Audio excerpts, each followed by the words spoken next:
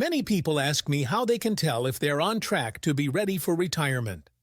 The way I know I'm ready for retirement is that I've watched so many finance videos and smashed the like button so many times my finger can penetrate steel. Here's what I mean. I take a 50-cent piece, flick it in the air, and boom! Just like that, my finger goes right through, like butter. Okay, that's not the real way to know. That's a magic trick, or maybe my finger is freakishly strong. Either way, that's worth smashing the like button for. Financial experts say that if you want your lifestyle to stay the same without going down in quality when you stop working, you're supposed to save 1x your yearly income by age 30, 3 times the annual income by age 40, and by age 60, 8 to 10 times. But what's crazy is that if you ask the average American, they'll probably tell you they're not even close to that. Who could save that much? I think those numbers are very abstract. Here's the thing. The people in that video that Vox made, asking about their retirement and how they were worried, aren't exactly average income Americans.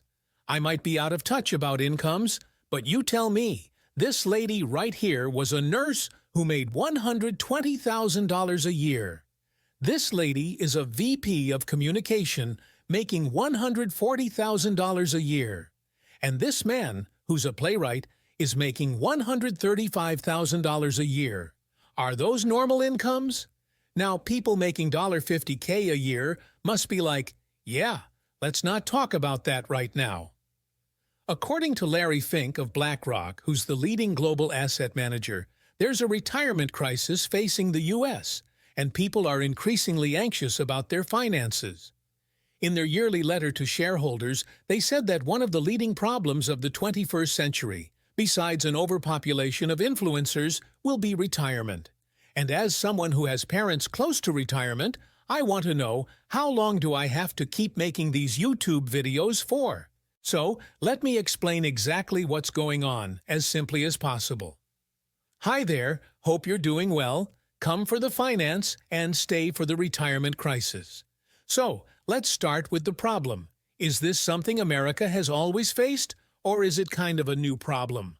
I started looking at retirement averages, which was a big mistake, because on average, people under 35 have $50K saved, and people at retirement have over $600,000.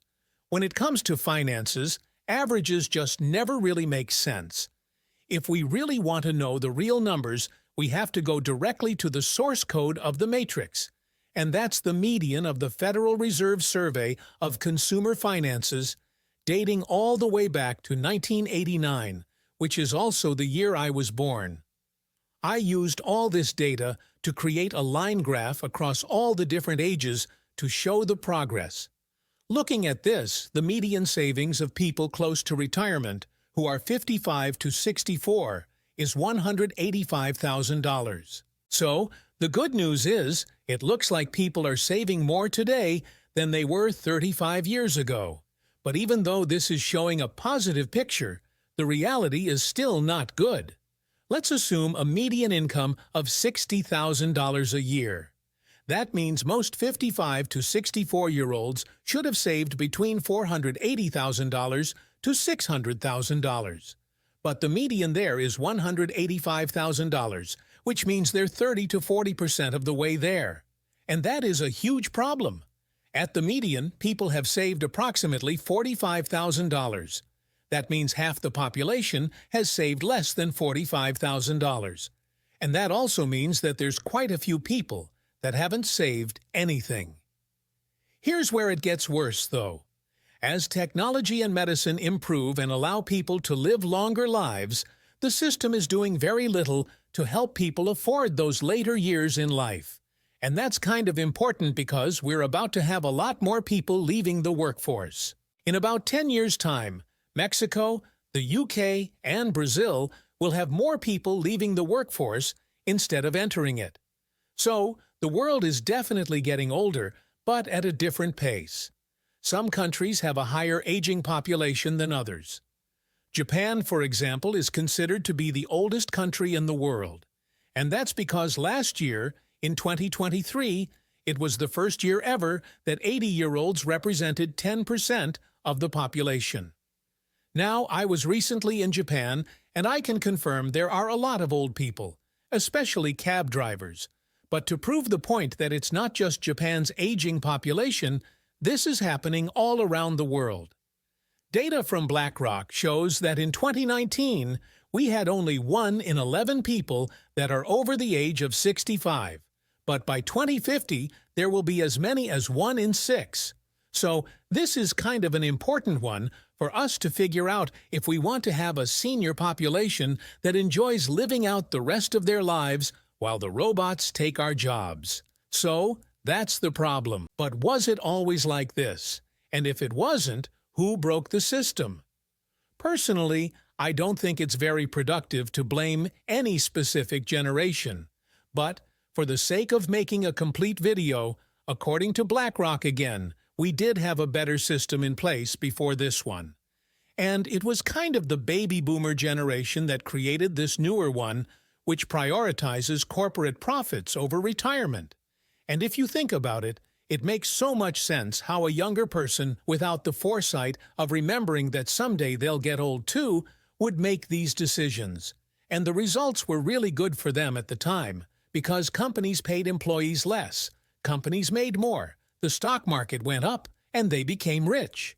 But now, those same people that created this new system that got rid of the old one are also now getting old. And they could have benefited from the pension plans that they got rid of. Fate, it seems, is not without a sense of irony. So, here's what happened. Pension plans started to phase out because companies realized, hey, wait a minute, paying into this stuff is kind of expensive. Plus, Sally Mae didn't come back to work. Rumor has it she left her husband for a higher-paying job. The workforce, as it's called, became more mobile. It became a mobile phone. It's now Tinder. So there was just less of an incentive to pay into these expensive programs if people weren't going to stay with the same job their entire life. That's also why in the 1980s, for example, roughly half of the people working in that time had a pension plan. But fast forward to 2022, the Bureau of Labor Statistics reported that only 15% of the workforce has one. So, yeah, no more pension plans for most people. Now, at the same time that was happening, the Revenue Act of 1978 had a little provision in it that allowed people to defer taxes on a part of their income if they invested directly into a retirement account. Except there was a problem. This plan was never meant to replace the pension plan, but it did anyway, and that was the birth of the modern 401k that we have today. A 401k plan is sponsored by an employer, so it's tied to your job. Your employer can make contributions, or you can make contributions, and what you receive at retirement is what you've saved into that individualized account. I'm talking to you in 2024. Half of the people are covered by a retirement plan, but the vast majority, if they have a retirement plan, are covered by 401k. The original 401k plan was meant for people with higher incomes. That's why people with lower incomes never invested their money into it, which is part of the reason why we have the situation we have today. And it's also the reason why so many people rely on Social Security for income, which was also never supposed to be the main strategy of retirement. It was only supposed to be a part of it, but never the main source of income. Unfortunately, today, Social Security pays for 90% of incomes in about 1 in 5 people that retire. And as the population gets older and people live longer, the theory is that Social Security won't be around for us when we get old because it was never meant to be the main source of support for so many people living that much longer. And that's why by 2034, Social Security won't be able to pay out its full benefits. So, that's the real problem. And no, it wasn't always like this. So now, the question is, what are we going to do to fix it? But let's look at the rest of the world, because the US is a very different place when it comes to retirement. Some countries around the world have this plan where they automatically sign people up for retirement, whether that's a public plan or a private plan. It happens whether they like it to or not. The U.S., on the other hand, has this weird dichotomy where it's one of the richest countries in the world. But when people get old, the system's like, well, you're on your own now. You did this to yourself. In fact, if you look at the countries with the best retirement plans, the U.S. doesn't even rank in the top 10. It's number 18. We're behind the U.K. Okay, I love the U.K. I was also recently there, beautiful place. But also, I feel like the food is not helping with the health crisis. Maybe that's just me, but I wasn't a fan. But I did have the best Indian food there that I've ever had. But I feel like English people are like, hey, you know how food is supposed to be delicious? Yeah, let's make it not like that. Yeah, all right, bruv. Cheerio. But a big part of the reason why the U.S. does this to itself is because the U.S. financial system is so complex in how it was designed that most people don't even bother trying to figure it out. There are literally thousands of investment choices within an individual retirement account if you open it at a mainstream financial institution. That's why the money is sitting in a savings account. I don't know what percentage is supposed to be in the stock market or what. I made some mistakes and stumbled along the way. I know that. I remember doing this for my parents years ago when I signed them up to a 401k. And I was so overwhelmed by all the choices that I signed them up for a target date fund with the lowest expense ratio because it was the easiest thing for me to understand. But what's interesting is that the Netherlands, Denmark, Israel, the UK, and Australia make the investment choices for their citizens. And those countries, with the exception of the UK, are also the highest rated for retirement.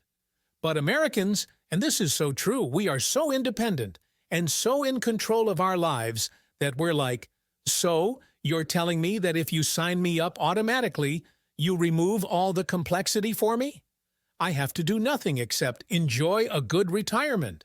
And all I have to do is just give up my choice. Get out of here with that.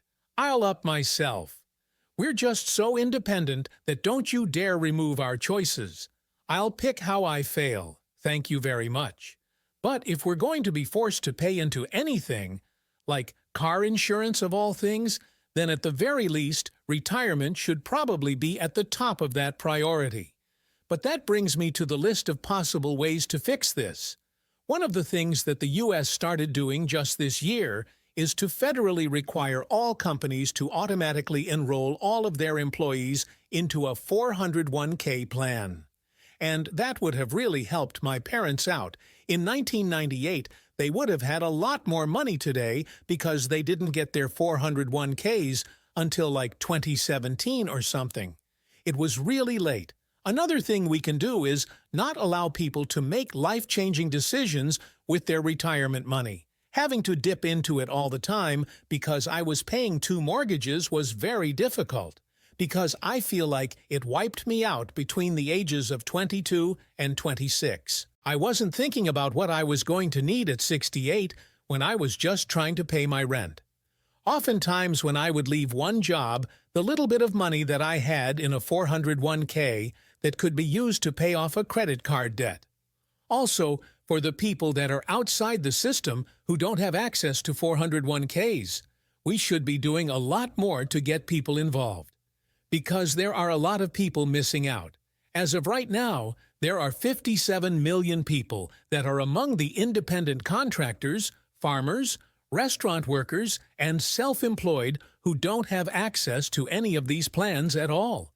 And for the people that are enrolled into these programs, there needs to be a lot more education. Because without that education, there's this one weird thing that happens. People don't know how to spend their money. BlackRock found that 20 years into people's retirement, people 75 to 95 years old still had 80% of their 401k money saved, which is more than enough for whatever's left of their lives. And yet, those are the same people that reported feeling stressed out and uncertain about their financial future. So, not only are people confused on their 401ks, and how to invest in them, but they're just as equally confused on how to spend it once they reach retirement age. Now, all of this to show you that this system is clearly flawed in the way that it was designed. And with just a couple of changes, we could make it so much better, offer more education, fewer choices, but higher quality products, and make everyone a part of it. The great truth about all of this is that at its core, it's really simple. But it was designed to be complex so that you pay someone else to figure it out for you. Because everything's for profit, even your retirement. The good news is you don't actually have to spend any money buying special investing courses or signing up to sponsors from YouTube videos. Instead, here is the financial order of operations, from most important to least important, according to most experts. The first most important thing to do is to start investing as early as you can. The more time you have, the more money you'll make over time. The second thing is to open up a 401k. Ask HR to figure out how much is the contribution match from your employer. Max that out, but nothing more. Once you're done with that, focus on your high interest rate debt, if you have any, because that will be the second highest rate of return after free money, which is 100%. After you've paid off your high interest rate debt, open up a Roth IRA, which the max for the year 2024 is $7,000. Once you've done that, in addition to or even before a Roth IRA, some experts recommend you open an HSA, which is a triple tax-advantaged account where money goes in tax-free, grows tax-free, and is withdrawn tax-free. That's triple tax-advantaged. It has some limitations, but the 2024 limit is $4,150. Once you've done that, if you're a baller and you still have money left over, go back to the 401k and max that out. That is the financial order of operations, from most important to least important. But really, you don't have to do any of that unless you're an ultra-money nerd. This one step is really all you need, according to most experts. And all you have to do is set the 401k contribution slider to 15% of your yearly income. And assuming that you're investing in the stock market, which will give you 8% per year factoring in inflation, you'll be able to retire in 28 years, regardless of your income. No matter how much money you make, this applies to everyone. That's because after 28 years of doing this, it will grow into enough money so that you can withdraw 4% per year. In other words, you don't sell everything at once and then go to the beach. You sell every year 4%, which is the same as the active income you get from your job. And the idea is that the rest of it will grow faster than you can spend it. And it really is that easy. All it takes is a little bit of education. But what it really takes is a lot more courage. Like, I remember when I first started investing, I was terrified of it because I didn't realize that the U.S. stock market was not just some casino. It was just an index that tracked the growth of the U.S. Once I realized that, I put a lot more money in. So, if you believe that the world will be a bigger place, that has more people, more productivity, more companies, more money, 30 years from now than we do today, that's an ETF like VT. That's all it tracks. Once you realize that, the most important thing is to just start. You can also read a book like Simple Path to Wealth by J.L. Collins, and you'll never need to watch a finance YouTube video again. Unless, of course, you're crazy and you like magic tricks and corny jokes. But as always, I'd love to hear your thoughts. Have a wonderful rest of your day. Smash the like button. Subscribe if you haven't already. Thank you so much for watching this video. I'd love to see you back here. See you soon. Bye-bye.